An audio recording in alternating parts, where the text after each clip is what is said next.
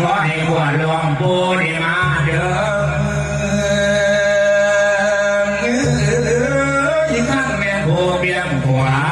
ขอให้ขวางพี่น้องบัวโสบัวสิกาพอได้แม่เท่าแก่ทุกคนลูกศิษย์ลูกหาลูกเกิดลูกเทียนได้มาเด้อ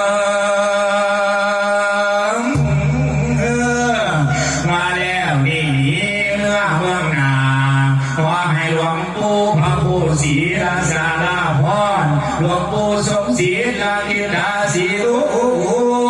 ยาไทยลาศิลาสี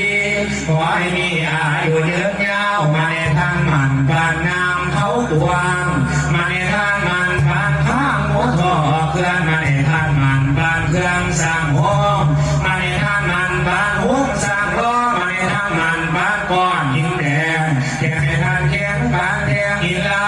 สูงเดียวผ่าเขาพาสุเมียจะได้หาไงเมียละบวชจะได้โคตรจะได้บนเหมือนตองจะได้มองเหมือนเท้า